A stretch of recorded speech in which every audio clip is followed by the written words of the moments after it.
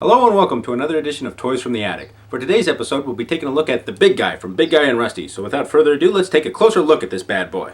Okay, so here we have the Big Guy action figure based off the Big Guy and Rusty cartoon show from the comic book of the same name. Now, I'm not going to lie to you, I never actually read any of the comics, but I do remember watching the cartoon, and boy was it great. It had a nice retro feel, but yet at the same time being futuristic. It was gritty, but also not very dark. Color-wise. It was just a really great cartoon. It was kind of, if you ever go online and try to check it out, it was kind of done the same style as the Extreme Ghostbusters cartoons and the Men in Black cartoons.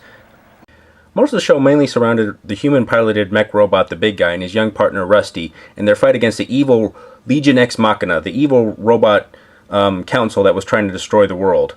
I'm not going to give too much or talk too much more about the cartoon because I highly recommend you find it on either Hulu or on YouTube or somewhere. It's just that good of a cartoon.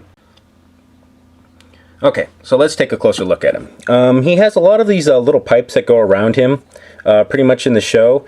And he has a little button right here on his front that allows him to say two little electronic phrases. You could kind of see the speaker and the battery port back here, so we'll play this. Deploy. It takes a little while for that to reset. All systems at maximum.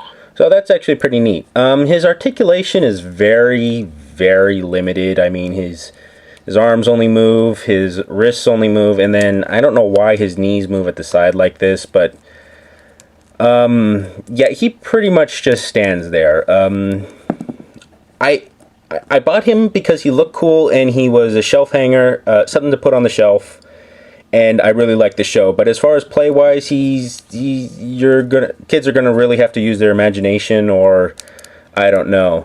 They actually had two different versions of the Big Guy. One where he was in his standard flying position, and he would come with a stand that would make it look like he was flying. And those were the two that were made in this type of scale. They had another evil robot called Argo that I've had a hell of a time trying to find. It's really hard to find. I never saw them in stores.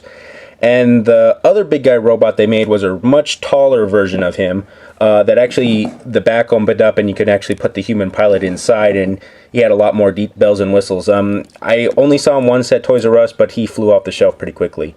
Now the little accessory that the Big Guy comes with is his little partner Rusty right here, which has a little peg on his butt that allows him to it's kind of hard to sit up there, but I can get that. There we go. He kind of you can see he sits right up there on top of his idol, the Big Guy right there. As far as this toy goes, it's not very playable. It's up to you people if you really want to get it. I haven't seen too many of on eBay. I mostly see a lot of the bootleg DVDs of the series, which I would recommend getting those more than the figure. But if you guys really like what you see here, check it out on eBay and try to find it. They're not that bad to stick on the shelf, especially if you like robots and retro feel type of stuff. Once again, thank you for watching Toys from the Attic. If you like what you've seen today, please feel free to subscribe or leave a comment below in the comments section. Any suggestions for the show will be greatly appreciated. Who knows, something you suggest may appear on the show in the future.